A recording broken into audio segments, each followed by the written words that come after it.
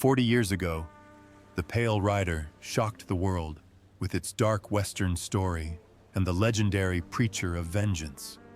But behind the scenes, the actors experienced tragedies no less dramatic than those on screen. Some died young due to drug addiction, others passed away quietly in unexpected accidents, and still others achieved more success than they could have imagined. Let's take a look at their surprising fate in 2025. You won't believe what really happened. Clint Eastwood as a pastor. At the age of 55, Clinton Eastwood Jr. He played the role of a pastor in the film Pale Rider, 1985, both as director and lead actor. The image of a quiet, stoic priest with deadly powers left a deep impression on the audience, making the film a turning point in his career.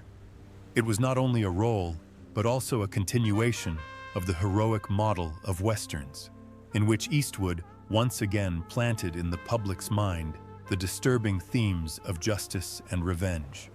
Clint Eastwood was born on May 31, 1930 in San Francisco, California. But behind the fame and glamour of his films was a difficult personal life. His marriages never ended amicably. His first wife, Maggie Johnson, lived with him for more than 3 decades, enduring repeated infidelities and constant rumors of infidelity. After a difficult divorce, Eastwood married a second time, to Dina Ruiz, but that marriage also fell apart in conflicts that reflected the turmoil in his inner life. The women who entered his life not only left scars, but also family problems and broken relationships. Eastwood had 8 children with different women, some of whom were not recognized until years later, tarnishing his family's image with controversy and suffering. In the public eye, he's a Hollywood legend, but behind the scenes, he's a broken heart and a family that never understood his true meaning. Clint Eastwood is 95 years old today. His career and personal life remain 2 opposing forces. One, an immortal Hollywood icon, the other a collection of irretrievable memories. His estimated net worth of $375 million reflects his success, but it cannot erase the psychological scars he has carried throughout his life. John Russell as Stockburn.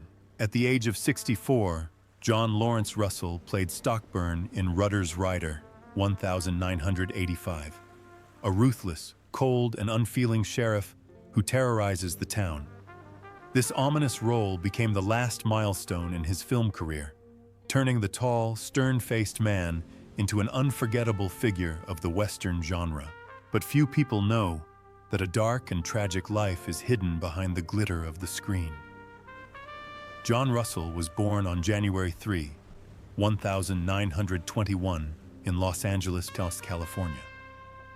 Although he was a true hero, decorated for his bravery on Guadalcanal, his private life never found peace. He was married twice.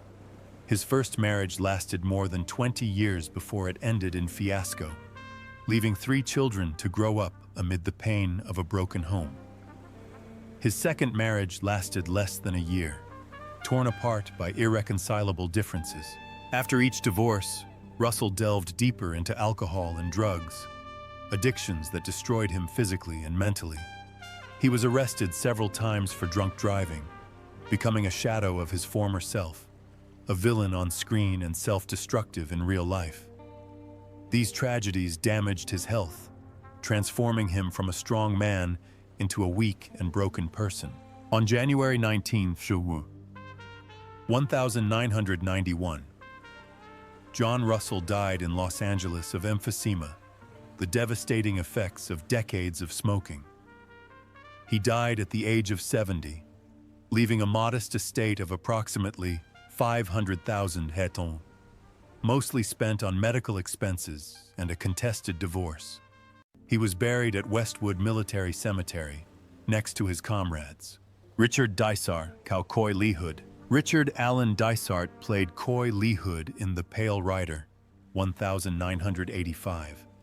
A ruthless mining magnate, the embodiment of greed and destruction.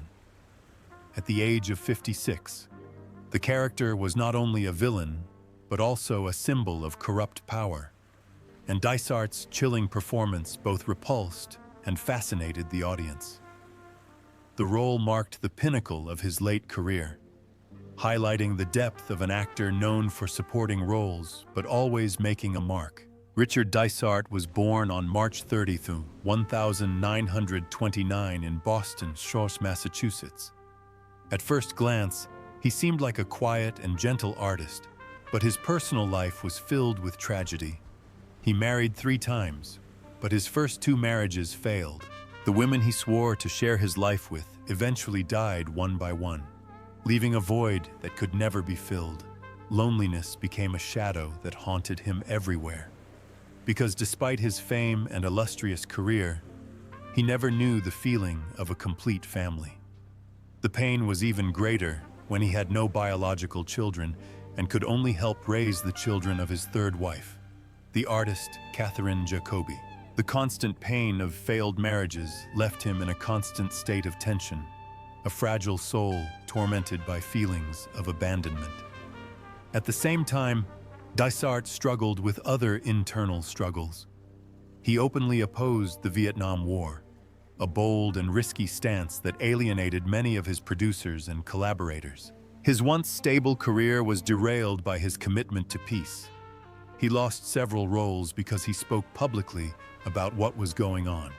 After earning Emmy-winning fame for his role in El Ba'a to Law, he endured years of rejection and deep despair. These ordeals, along with his addiction to smoking and drinking, took a serious toll on his health. Cancer eventually became his death sentence, leaving him in a long and painful battle with his own body.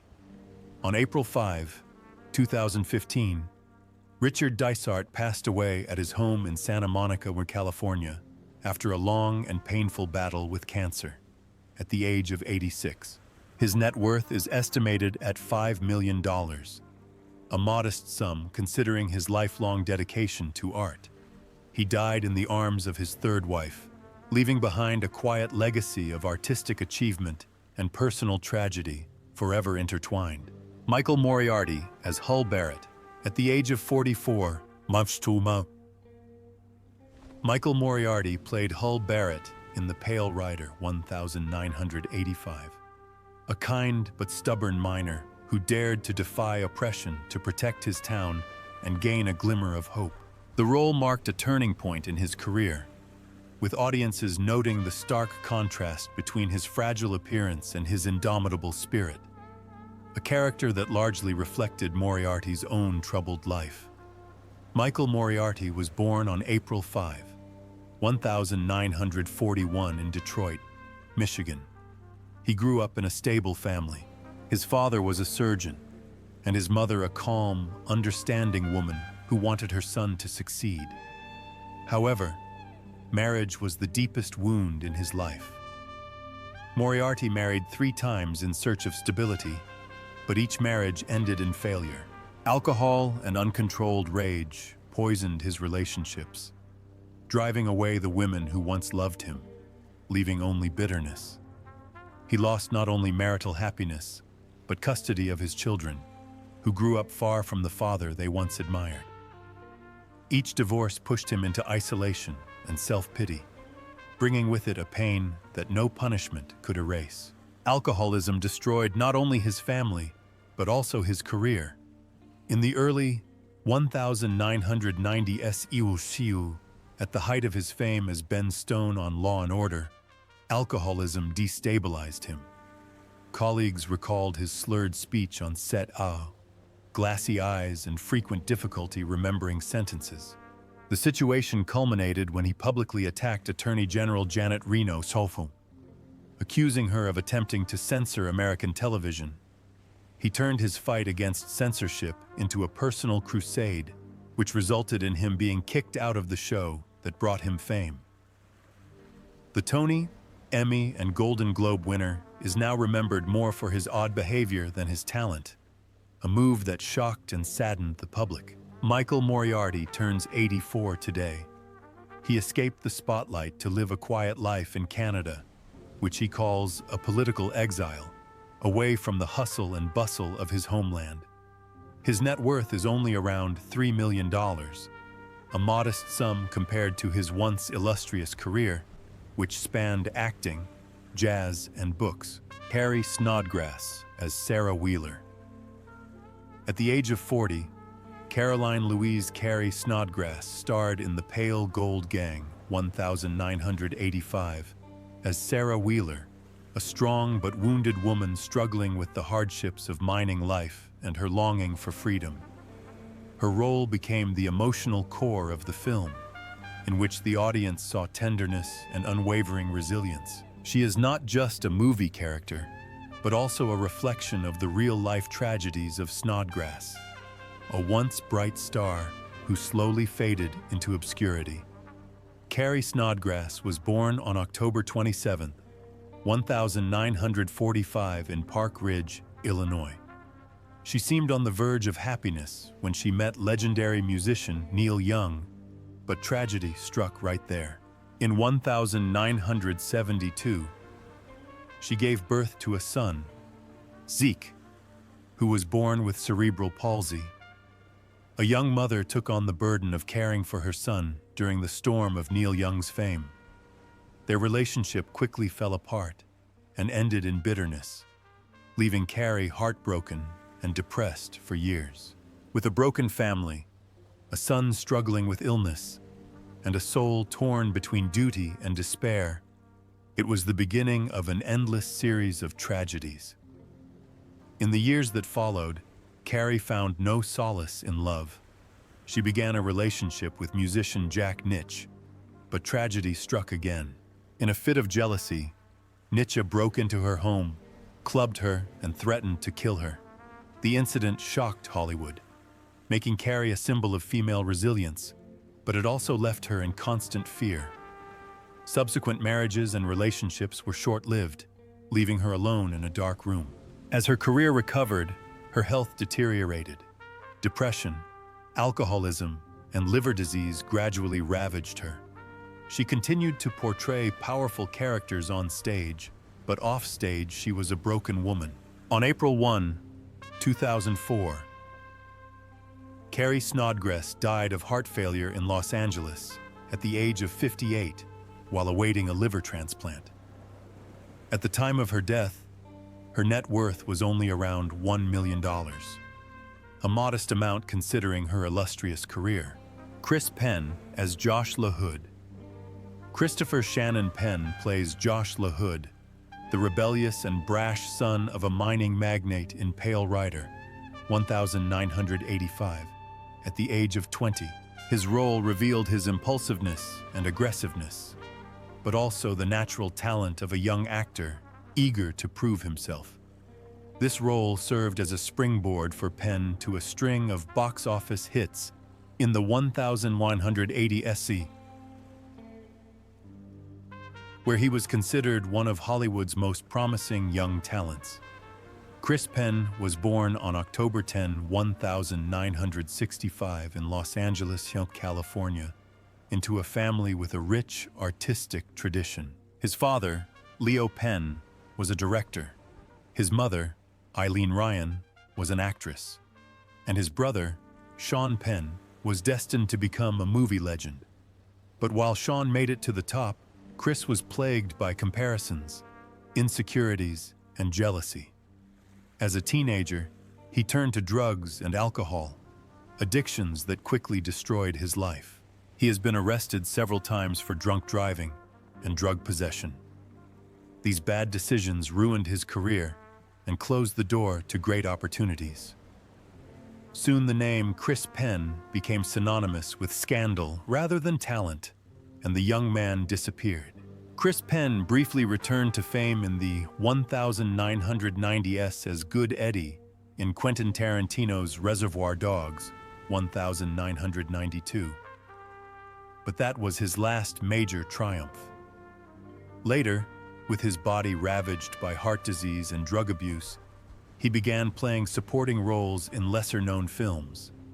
Family members remember him as a heavy drinker, living in his apartment in Santa Monica, estranged from his loved ones. The weight of Penn being overshadowed by his immensely talented brother only deepened his despair. Behind the raspy voice and aggressive performance lay a tired soul, desperate for recognition, but mired in addiction and illness. On January 24, 2006, Chris Penn was found dead in his Santa Monica home with an enlarged heart, the result of years of drug and alcohol abuse. He was only 40 years old. His net worth was only $1.5 million, a pittance compared to the fame he enjoyed. Many of Hollywood's biggest names attended his funeral, but all that remained was sadness for the talent that disappeared too soon. Doug McGrath as Spider Conway. At the age of 50, Doug McGrath starred in the movie The Rudder and the Bone, 1985. As Spider Conway, a brave and reckless miner, so determined and courageous that he was ready to sacrifice himself for justice. The role was small, but deeply realistic. Because McGrath himself has experienced hardship in real life, these experiences add depth to his performance. It was also his last collaboration with Clint Eastwood after appearing in a series of classic films. Doug McGrath was born on April 13, 1935 in Sydney, Nova Scotia, Canada. His childhood was not easy because his family struggled with poverty during the difficult post-war years. I grew up in a small town where the winter cold bit the houses. There was little coal for heating and often nothing on the table. Young Doug took on a variety of manual jobs to help his parents survive, from loading and unloading goods on the docks to helping in the sawmill. Those difficult years instilled in him a deep sense of inferiority, a feeling of being left behind by his peers, even after gaining recognition as an actor in the 1970 film The Strait of Mormon. Memories of his difficult childhood haunted him, leaving him with constant financial worries and uncertainty. This silent shadow made his life a constant struggle against the fear of poverty. In 2025, Doug McGrath will be 90 years old. He chose a simple life, away from the Hollywood spotlight, living discreetly, with an estimated net worth of just $500,000 after decades of acting. The image he left in the minds of viewers was not that of wealth, but of an ordinary artist, devoted to ordinary characters from the working class. Perhaps the most touching detail was his perseverance, his steadfastness after a lifetime of struggling with poverty. Fran Ryan as Ma Blankenship. Fran Ryan played the tough but kind housewife Ma Blankenship in The Yellow Knight, 1985, at the age of 69. With her gruff exterior, husky voice, and stern gaze, she created a humble yet powerful character that helped portray the strength of the Old West in the face of adversity. It was one of her last memorable film performances, after decades of quietly playing tough but compassionate women. Fran Ryan was born on November 29, 1916 in Los Angeles, California. Her personal life, however, was marked by an almost unimaginable tragedy. In 1949, she married Walter Kenneth Wayne, the man she believed would finally bring her solace after years of loneliness. But in January 1951, her husband died in a plane crash, leaving her pregnant and giving birth to a son just 3 months later.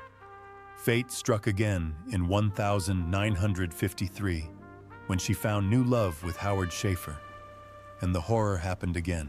A few months after their wedding, he too died in a plane crash. The wreck was buried for 15 years before it was exhumed, and his body was never found.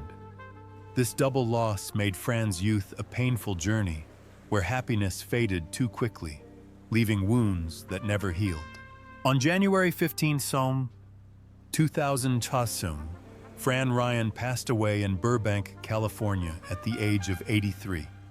She passed away after many years of solitude, leaving behind only the memories of a career spanning over 50 years and a modest net worth of approximately $1 million. She is remembered not for her wealth or fame, but for the strength with which she overcame unimaginable losses. Charles Hallahan as McGill. At the age of 42, Charles John Hallahan starred in the film Rudders and Bone, 1985. In the role of McGill, a brave miner who defied brutal oppression. His muscular build and determined gaze helped him portray a simple yet powerful character, leaving a deep impression despite his supporting role. By then, he had already established himself in Hollywood, but the turmoil in his personal life slowly eroded his health and spirit. Charles Hallahan was born on July 29, 1943, in Philadelphia, Pennsylvania. He was seemingly a dedicated actor, respected by his peers, but off-stage, his life was marked by alcoholism. He married twice, but both marriages ended in divorce and bitterness. His first wife left him after 4 years of drinking and mood swings. His second wife tried to keep the family together, but eventually succumbed to her persistent drinking. Parties and empty bottles of wine not only destroyed family trust and comfort, but more importantly, their health. Alcohol gave way to heart disease, which he tried to ignore until it became his death sentence. Behind his powerful, broad-shouldered appearance was a weary soul, torn between his passion for acting and the quiet demons of his personal life. On November 25, 1997, Charles Hallahan died suddenly of a heart attack in Los Angeles at the age of 54. His net worth was approximately $800,000, a modest sum considering a life devoted to stage and screen. He was buried in Cove Harbor, Ireland, where the waves still echo with the doomed artist's farewell. Although he wasn't a star in the public eye, his roles as McGill in Rucks and Bone and Norris in The Thing proved that sometimes supporting roles can be just as memorable as the man himself. Jeffrey Weissman by Teddy Conway. At the age of 27, Jeffrey Weissman starred in Ruck and Bone, 1985, as Teddy Conway, Spider-Man's son, a naive but determined young man who fights for justice. Although a small role, it was a significant turning point, paving the way for his later appearances in major films, especially in the Back to the Future franchise, where he became famous as George McFly in the second and third films. Jeffrey Weissman was born on October 2, 1958, in Palo Alto, Washington. His career didn't go well, as what should have been his crowning moment in Back to the Future turned into a persistent burden. Taking on the role of Crispin Glover meant years of pressure. He was forced to wear heavy prosthetics to look like someone else, filmed upside down or moved backwards so viewers wouldn't notice the change. The audience remembered the character, but almost forgot his real name. Behind the scenes, Weissman had heard rumors that he was just a stunt double and not a real actor. The constant rejection of his talent and identity left deep psychological scars, turning fame into a burden rather than a joy. Today, at age 67, Jeffrey Weissman has retired from public life to devote himself to teaching acting and raising a family with his wife and 2 children. His net worth is estimated to be only $1 million, which is a modest sum considering the classic films he has starred in. But perhaps the most touching fact is that he is no longer chasing lost fame. Instead, he spent the last years of his life passing on his experiences to a younger generation, hoping to heal the pain of being left behind and prove that even in darkness, he can find his own light. Sidney Penny as Megan Wheeler. Sidney Penny was born on August 7, 1971 in Nashville, Tennessee. At the age of 14, she played Megan Wheeler in the movie The Pale Rider, 1985. The role won her a Young Artist Award, but it also left her lonely and torn between the professional world of film and her frustrated childhood. Long shooting days, Constant media attention and public expectations threw Penny into a period of depression.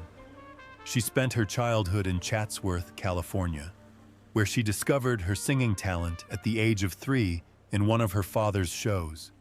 Growing up in a fun environment exposed Penny to enormous pressure. She had to adjust to the spotlight, learn to smile while hiding her loneliness. Her early television roles, such as Fearless, 1979, and The Thornbirds, 1983, brought her awards, but also immense emotional suffering.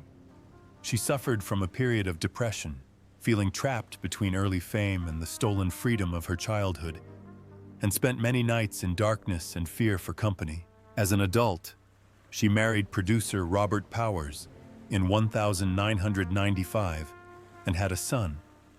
However, the pressures of work and her busy schedule often put a strain on the marriage, leading to brief separations to re-establish emotional balance. From childhood insecurities to difficulties in her career and personal life, all these challenges have shaped her resilience and strength that few people truly recognize. Sydney Penny, 54, now lives in Wilmington, North Carolina, where she continues her acting and producing career. Her net worth is estimated at $2 million. Her story proves that it is possible to balance career, family, and personal challenges in the glamour of Hollywood. Billy Drago as Deputy Mather. Billy Drago appeared in the movie The Pale Rider, 1985. At the age of 40, in the role of Deputy Mather, a suspicious and weak cop. Even in a supporting role, Drago unsettled the audience with his penetrating gaze and gaunt face, traits that became his trademark, often landing him roles as sinister villains. His appearance in Clint Eastwood's film paved the way for bigger projects. Most famously, his role as the assassin Frank Nitti in The Untouchables, 1987, which brought him worldwide fame. Billy Drago was born on November 30, 1945 in Hugoton, Kansas. His childhood was difficult, marked by poverty and youthful alienation. He tried journalism and then radio to make ends meet before finding his way into acting. But upon arriving in Hollywood, Drago faced other dark shadows. The pressure of playing a villain, combined with the chaos of life behind the scenes, led him to abuse substances. Arrests for drug trafficking have damaged his career and broken his spirit, making his cool on-screen demeanor mirror the turmoil in his real life. The marriage with actress Silvana Gallardo was once considered peaceful, but after her death in 2012, Drago fell into deep depression and suffered from loneliness for the rest of his life. On June 24, 2019, Billy Drago died in Los Angeles at the age of 73 as a result of a stroke. His net worth is estimated at just 1.5 million pounds, a pittance for a decades-long career. Still, there is some solace in his legacy. Unforgettable roles as villains, from Frank Nitti in The Untouchables to the demonic Barbas in Charmed, roles that both terrified and captivated audiences. Despite all the tragedy, loss, and struggle for survival, the cast of The Pale Rider, 1985, left us with a mixture of emotions, triumph, and despair. 40 years have passed, but they still live in the public's memory. Do you believe that their tragic fate is part of the curse that follows this legendary film? Share your thoughts in the comments, and don't forget to like, share, and subscribe to our channel so we can uncover more heartwarming stories hidden behind the glamour of Hollywood.